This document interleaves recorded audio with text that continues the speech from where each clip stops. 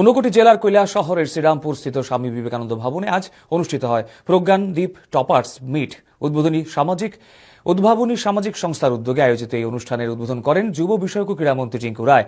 অনুষ্ঠানে জেলার মাধ্যমিক উচ্চ মাধ্যমিক পরীক্ষায় 80% বা তার বেশি নম্বর অর্জনকারী কৃতি শিক্ষার্থীদের সংবর্ধনা ও সম্মাননা প্রদান করা হয়। অনুষ্ঠানে বক্তব্য রাখতে গিয়ে মন্ত্রী টিঙ্কু রায় বলেন, প্রধানমন্ত্রী নরেন্দ্র মোদীর বিকশিত ভারত 2047-এর স্বপ্ন বাস্তবায়নে আজকের যুব সমাজ গুরুত্বপূর্ণ ভূমিকা পালন করবে। শিক্ষার্থীদের আত্মনির্ভর ও দক্ষ হিসেবে গড়ে তুলতেই দেশে নতুন শিক্ষানীতি চালু করা হয়েছে বলে উল্লেখ করেন তিনি। অনুষ্ঠানে উপস্থিত ছিলেন ভারত সরকারের মাই ভারত এর রাজ্য অধিকর্তা মেহবুব আলম লস্কর, বিভিন্ন ব্যাংকের লিড ডিস্ট্রিক্ট ম্যানেজার শ্যাম প্রকাশ কুমার, উদ্ভাবনী সামাজিক সংস্থার প্রতিষ্ঠাতা রণদীপ রুদ্রপাল এবং ঊনকোটি জেলা পরিষদের সদস্য বিমল কুমার কর প্রমুখ।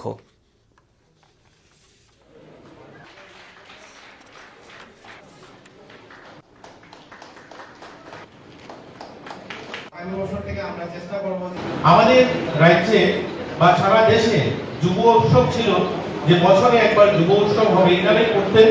তো যুব উৎসবে কি হবে, নাচ গান হবে, আজকে কালচার প্রোগ্রাম হবে, কিছু টিম পার্টিসিপেট করবে, সেখান থেকে প্রথম দ্বিতীয় সিলেকশন হবে, তাদেরকে দিল্লি পাঠিয়ে দেবে। প্রধানমন্ত্রী বলছেন না, 2047 সালের যে লক্ষ্য, যে 2047 সাল আমরা দেখতে চাই, ওই 2047 সালের নেতৃত্ব কারা দেবে? আজকের যুব যারা এই মঞ্চে যারা আছেন, কেউ 2047 সালে নেতৃত্ব দেবে না। আমিও 2047 সালে মন্ত্রীও থাকবো না, এমএলএও থাকবো না, কিন্তু আজকে তোমরা যারা ক্লাস 10 এর ছাত্র বা যারা কলেজে এডমিশন নেবে, তোমরা 2047 সালে নেতৃত্ব দেবে, এই দেশকে চালাবে।